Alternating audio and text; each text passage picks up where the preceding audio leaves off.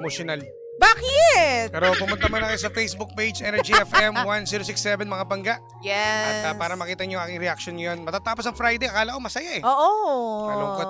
Pero malungkot ka. Nalungkot ka. Okay, sa lahat po ng mga hindi po nakakaalam or baka kakabukas lamang po ng inyong mga radyo, ito po ang lihim ng liham sa 106.7 Energy FM. And at your service all the way till 9 in the morning. Ako po si Lindsay Lansay. Mwah! Hey, my name is DJ Jim. Good morning. Yeah. Wow! Ano ba yan? At ito partner ay ano ko na ipapakita ko na kayong reaction ngayon. Oo. Ito ang aking reaction ngayon. Na ano ko ngayon. Sobrang naluluha at alam mo yun, nalulungkot no, para kay Gemma. Gemma nakakaawa siya.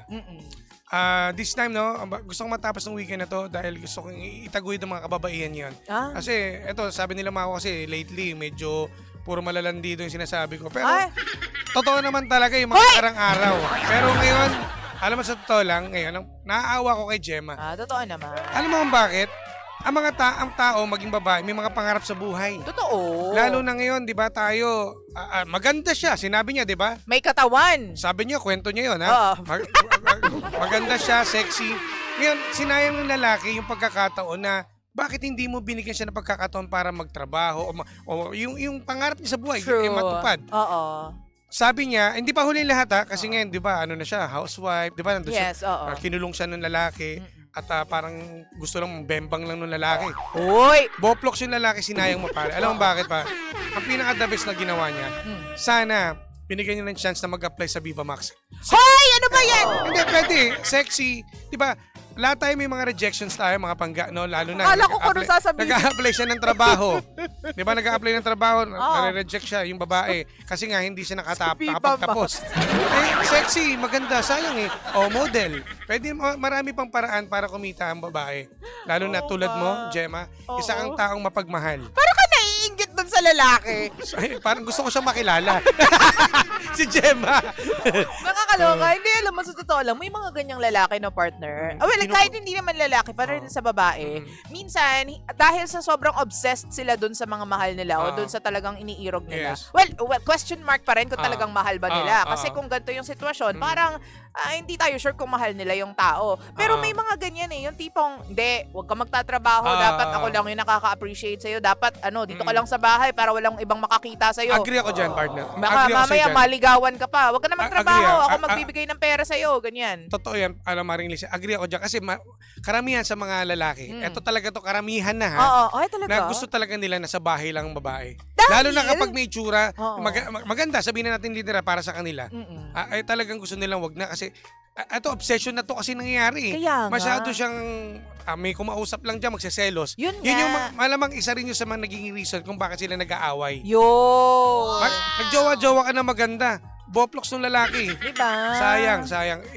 May kasi, pagkasi eh. Oo, pero di ba kasi kapag halimbawa, may mga nakaka-appreciate ng ganda ng halimbawa, jowa mo o kagwapuhan ng partner mo. Di ba dapat pride mo yun? Dapat maging proud ka sa kanya. Diba? May nakakapansin. Oo, kumbaga, ano yan eh, parang trophy mo. Oo, tama. Which is hindi naman dapat, pero iba yung sarap sa pakiramdam, di ba partner, kapag sinabihan, uy, ang ganda ng asawa mo, uy, ang gwapo ng asawa mo, ha? Kung si Gemma, yung jowa niya ay hindi kagwapuhan, at least yung si Gemma napapansin. Diba? Baka nainggit din yung lalaki. Or talagang obsession nga talaga, partner. Yun ang nakikita ko sa storya kasi parang parang ikinukulong sa isang hawla si Gemma.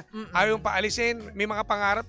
Parang patikim ng une. Oo, diba? Pinatikim lang na, lahat ng pangarap mo, tutulungan kita. Oo, pag-aaralin kita, hindi naman natuloy. Hindi natuloy, puro pangako. Kaya minsan, kayo mga babae, kapag may pinapangako, dapat nakikitaan nyo siya na may ginagawa. Oo. Kapag walang ginagawa, matauhan kayo. Oo, 'di ba? Parang ano mo na 'yun, cue mo na 'yon to move. Alis ka diyan, lalo na kung 'di ba hindi naman natutupad yung mga kasi okay lang naman ang mangako eh, 'di ba? Kasi kung talagang pinagkakatiwalaan mo 'yang taong 'yan, maniniwala ka. Napag-usapan yung dalawa, yung pangako na hindi lang para isang tao lang nangangako. Ibig sabihin, dalawa kayo nagkakasundo kayo sa isang pangako. Dahil ang pangako, laging Napapako? Ano ba? Pag isang tao lang. Oo. Pero kung dalawa kayo nagkakaintindihan, may plano na kayo. Oo. Di wala In problema. fairness, At wala sanang may gawa. problema, 'di ba? Kaso kapag hindi na natutupad yung mga pangako, girl, it's time for you to move. Yes, At hindi pa huli lahat. Kung talagang wala, may pangarap.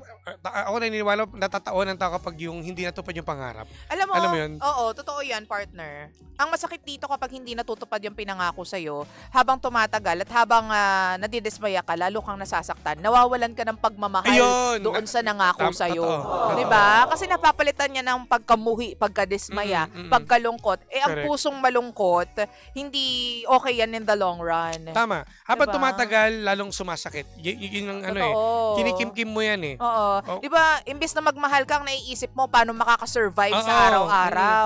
At saka paano mo ipapakita yung skills mo kung tinatago mo lang at tinatago ka lang niya. Oo. Kasi mali mo, mas ikaw ang makapagbigay ng magandang buhay dan sa jowa mo dahil nga marami ka.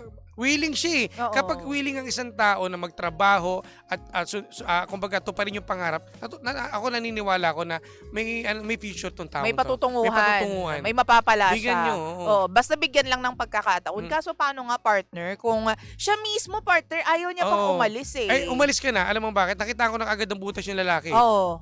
Puro bisyo? Bisyo. Bisyo. Tapos kinukulong ka pa, bengbang lang. Sayang yung pagkakataon. May mga tao pa na karapat dapat para sa iyo. Oo. Gemma. O di kaya naman, kung hindi man ikaw okay para sa ibang tao, di ba kasi minsan, marirealize mo na hindi ka tama sa relasyon na yan pag kapag medyo umurong ka ng konti. Di ba? Yung tipong, sige, wag ka muna makipagrelasyon. Ayusin mo muna yung sarili mo. Yan, tama. Di ba? At pwede ka naman kumilos mag-isa. Pwede mo naman matupad yung pangarap na ikaw That lang is so mismo. true. Hindi tulong niya kasi nangako siya, di naman tinupad. Oo. Hindi pa huli ang lahat. Mm-mm. Tulad ng sabi mo nga, di ba, may pangarap ka pa. Pwede pa yan, habang may buhay, May pangarap. pag-asa. Ano ba? Darat lang din. Totoo, may Oo. pag-asa. Totoo. Kung ako sa'yo, ito muna ang gawin mo. Kung, sa akin lang to. Ewan ko sa iba. Or ewan ko rin kasi iba rin sa partner ko. Iba rin, tinanggal ako ni Atine. Sorry. Atine, ayos ka. Hindi nga. Diba, tulungan mo muna yung sarili mo. Oo, Lalo tama, na kasi kung hindi ka tinulungan ng partner mo, kumbaga Mm. yung pangako niya napako lamang, Oo. ikaw muna yung tumulong sa sarili mo. At magagawa mo lang yan kapag umalis ka sa relasyon na Totoo. yan. Bumalik ka sa pamilya mo. Lalo na kung feeling kasi natin minsan hindi tayo tutulungan ng pamilya natin. Pero how would you know if you won't try? Oo. You have to try it first. Ngayon kung madismaya ka doon sa resulta, 'di ba, buntot mo, hila mo. Tsaka huwag ka magpa-control sa karelasyon mo.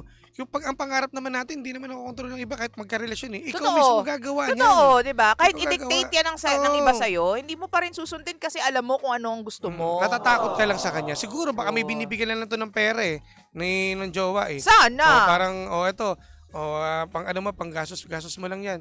Pero, sapat ba yun? Or baka nga, ang kinakain niya lang daw, kinakain niya? gulay-gulay, 'di ba? Gulat ako sa sabi mo. Hindi. Mali!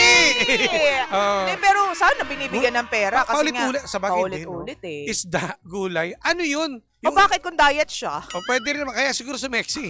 Baka high blood siya tulad mo. Tumaas yung Nagda-diet. BP. Diyos ko po, Rudy. Hindi nga, 'di ba? So may mga pagkakataon talaga na sana binibigyan ng pera, pero feeling ko hindi, partner. Kasi alam mo naman, ang babae kapag may pera 'yan, medyo hindi yan magrereklamo.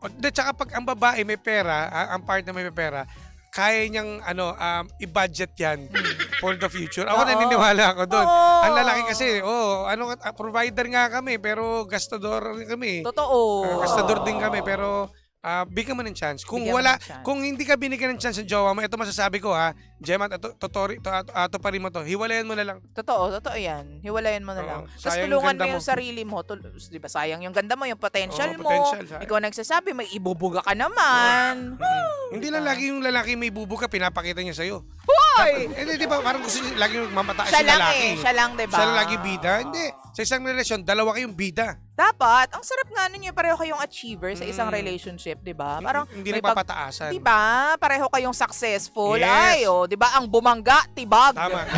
Yun dapat. Ganyan. Ang pinaka-importante, ano ka partner workaholic ka dapat sa lahat ng mga dapat mong gawin. magpakitang gilas ka, mag-ipon. Since bata pa siguro itong mga to, si Gemma tsaka yung jowa.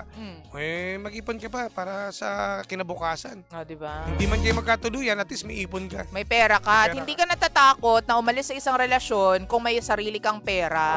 Ganun Pero yan. mag-try kang mag-apply sa Viva Max. Sayang eh. Maganda eh, nakikita ko. Nakakaloka ka. Hoy, sandali lang magbasa po tayo sige, ng partner. comments natin ngayon. Sabi ni Ate Baby, kaya Ate Girl, gumising ka, huwag ka mawala ng pag-asa. Tandaan mo tayo mga babae, nare-respeto at minamahal, hindi binabale, wala lamang. Oy, nako, sabi natin baby yan, partner. Yes. Ito, sabi naman to ni Christina Oh. Mariano. Letter sender, umuwi ka na sa pamilya mo. Mm. Habang maaga pa, lalo pa wala ka pang anak, 'di ba? Ikaw na mismo nagsabi na pinagpapantasyang ka ng iba. Binabasuro ka lang ng lalaking kalibin mo eh. Love yourself muna. Tama True. yun. Sabi naman ni Villa Senor, ano to, Del Rio Sara, if di na happy out na, marami pa diyang iba yung magiging happy ka. Good vibes lang. Tama. Ang pinaka-importante, dyan. ito parte sa comment. Ah, sabi ni Terry, Oh. cute Nabig- pala ni Jimbo, no? May dimple. Ano? Ay! Grabe Yan ang pinaka-importante. Grabe. Grabe naman. Grabe naman sa mga nanonood sa Nagka-cute Facebook. tuloy. Grabe naman to. Hindi, mali. Mali. Kaya ginawa, mali. Ay naman, grabe siya. Nakakainis. Isa na nga lang yan eh. Huwag niyo pong ginaganyan si Jimpo, lumalaki po yung ulo. Ay, talagang sobra. Oh. Bahala po kayo. Sabi ni John Paul, si John Paul muna. Sige, partner. Pinangkuhan ka ng gusto mo. Pinangakuan ka ng gusto mo, tuparin pa. Charot. So parang ano lang, no? Nangako, tapos ito. Oo. Pinangakuan ka na nga, gusto mo tuparin pa. Parang ganun yung datingan. Ito, sabi ito partner. Ang Para sa ito, haba. partner. O, sabi ni Jessica, ikaw na ang nagsabi na may laban ka naman, may itsura at sexy, may pangarap ka, kaso pinili mong matakot at umasa sa iba para matupad ang pangarap mo. Pwede mong gawin yung ikaw lang, may paraan para matupad ang mga gusto mo. Huwag mong hayaan na sayangin ka ng lalaki na yan, lalong huwag mo sayangin ang sarili mo.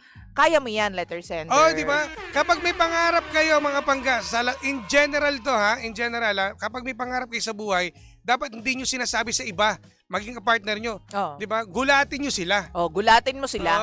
Oo. Ganun lang yun. Oo. Kasi kapag sinasabi mo yung pangarap mo, minsan Nauunsya, nauudot eh. Oo, 'di ba? Oo. Nauudlot, di natutuloy. Or minsan nga dahil pinag-uusapan yung pinag-uusapan, wala na. Grabe. Nawala na yung magic ng pangarap. Totoo. Alam mo, ang ganda ng Friday ko ngayon, no? Sobrang, gaganda naman komento. Sabi, Sabi ni Christina Mariano, DJ Jimbo, kamukha mo si Aga Mulak. Masyado ka naman naniniwala sa mga yan. Partner, alam mo ang katotohanan, Jim. Grabe. Jim, alam mo ang katotohanan. Hay nako. Ay, Ay, salamat sa inyo mga pangga. Happy weekend, Mare, ha? happy weekend. Gemma, good luck sa'yo, ha? Good luck sa'yo, girl. And of course, susunod na po ang Baklitas! Baklitas! At kasama niyo po ang nag-iisang girlfriend mo sa radio. My name is Lindsay. At ang inyong Jimbolist DJ, my name is Jimbo. At tayo pa rin po ang number 1, 06.7 Energy FM. Pangga mong sabihin radyo. Sabihin mo! Energy! DJ Lindsay at DJ Jimbo. Energy sa umaga.